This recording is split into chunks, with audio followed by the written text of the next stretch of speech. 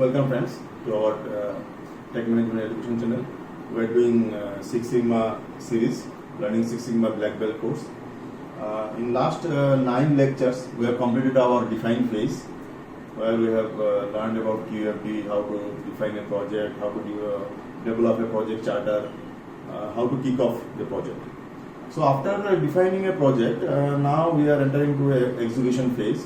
So first phase of execution is measurement.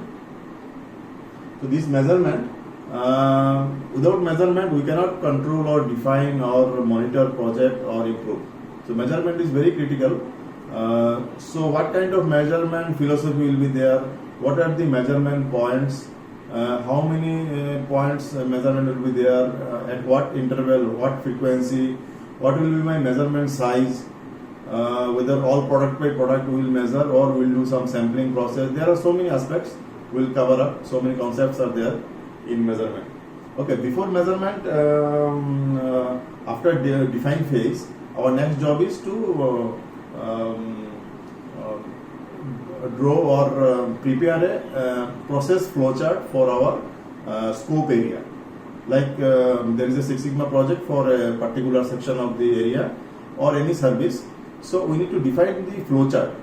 Flowchart, as all of us might have studied in computer science and other subjects, that this is a symbolic representation of individual section of the project. Like we can define a process like this block, rectangular blocks. Then this is a decision box.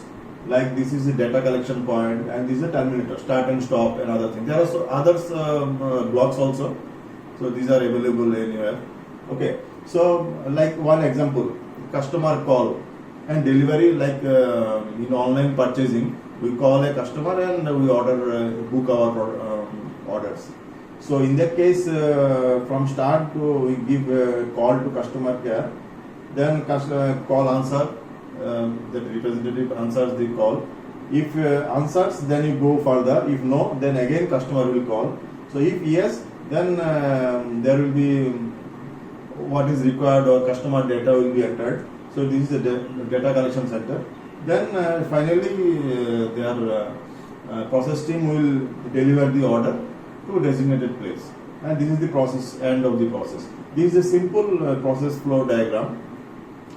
So these are process flow. So similar way, any complex process, any manufacturing or service industry or any research kind of project, we can have a similar kind of flow chart. And after flow chart, so every point we have a measurement. So here what will be a measurement? How many calls received, how many answered, how many yes, how many no, like yes, no, number of calls. So these are data points of this point, particular point. And similarly, this stage will have some other measurements, like how many yes, how many no, or whatever it is. Then here will be lot of data points, lot of measurements. Means address, product type,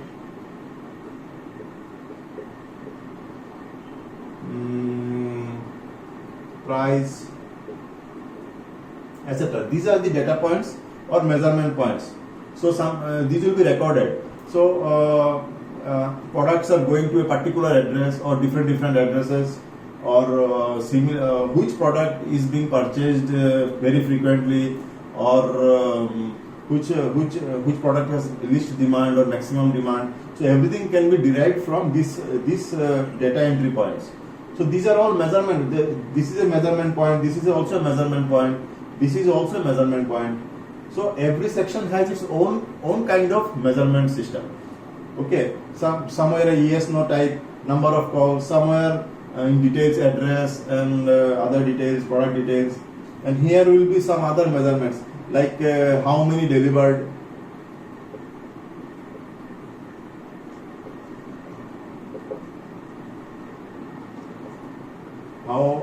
How many delay? So how many numbers are getting delayed? How many are already delivered? So this is also one set of measurement station. So in a process, every station will have its own measurement criteria and type of measurement. Somewhere it will may be continuous, somewhere may be discrete. These are all discrete. We will check in details. So process flow, then flow diagram, then identification of the measurement type, and what are the measurement points. Without measurement, we cannot control anything. If we don't measure here, then how many calls gets rejected or in waiting, we don't know. Then if it is not measured properly here, then if there is an error in measurement here, then items will be delivered wrongly, or price booking and other things will be defective. Okay, so measurement is very critical for all process parameters. Like if it is a manufacturing process, so it's a process 1, process 2, process 3. Like process 1 we will have different temperature, pressure. Process 2 will have different temperature, pressure. Process 3 will have different annealing process or some kind of packaging. So it will have its own criteria of management, like how many layer of wrapping, how many layer of stickering or barcoding, whatever it is process. So stage-wise measurement is very critical. Okay, so this is our process and how measurements is related to our process. Now, there are different types of data for measurement. Like in broadly we classify them discrete data and continuous data. Discrete data means yes or no kind of thing. Yes, no, pass, fail, okay, not okay, like Boolean kind of thing, 0 and 1. Okay, like here it will be a discrete data, yes, no. So after collection of discrete data, if we sum it up or these things, then we will have a figure how many yes, how many no. So again, discrete data can be converted to a continuous kind of data in a for our analysis purpose. So data collection is discrete type. Okay, yes, no, pass, fail, okay, not okay. If my final product we are checking quality. If it is a okay product, then okay, or not okay, or good. So these are all discrete data. So in a measurement system, in process plant or manufacturing or service system, we will have in many areas we need to collect discrete data. Like another example of discrete data is like research. So in research we use so many discrete data, like are you satisfied or not, satisfaction survey or any kind of these things. So we use discrete data. This is the vast use of discrete data. So another data is continuous data. Continuous data we know which has a continuous kind of value, like speed. Speed of a car, speed of a machine, speed of a rotating equipment. So this is a continuous kind of data. Suppose one process plant gearbox run at 10 RPM, it may run at 11 RPM or 9 RPM. So it's a continuous kind of data depending upon the load or depending upon the input power.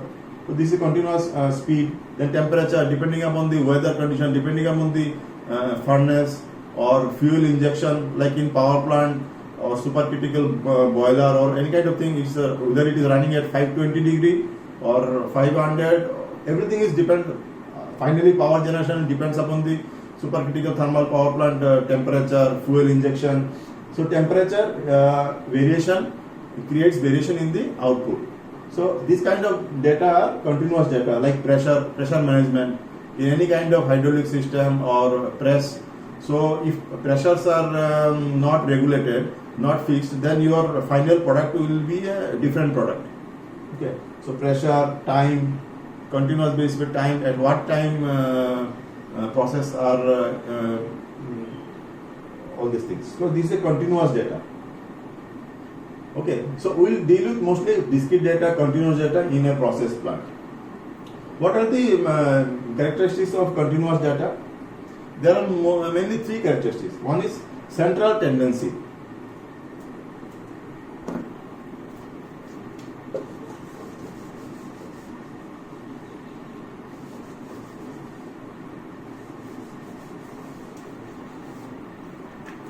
Central tendency means we are collecting data. So this is our target. So all data are around the center. Means data are not spread across. These are all centered to our target. Like this is our target. So in many cases we will find all data are centrally attracted or central tendency is there. Okay, this is central tendency.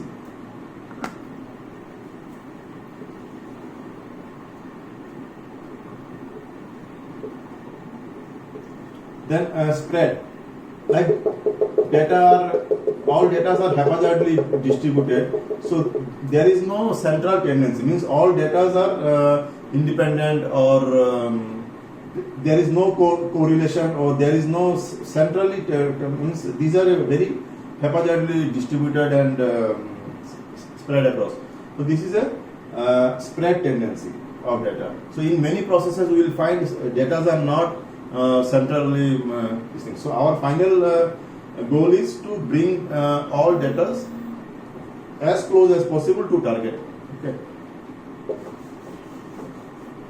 Then shape, or in some data collection, while data collection after a study of data, you will find some will have special kind of formation, like in some situation data are clustered here, in other occasion data are clustered here.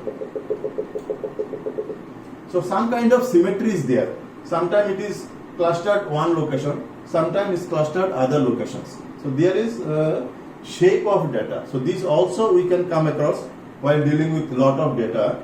It may be central tendency, which is mostly desired, and spread. So we need to analyze why spread, what is the problem with this, and there are shapes. Okay. So these are broadly data collection. We need to define a process. Then data may be discrete, continuous data. Continuous, these are having three characteristics.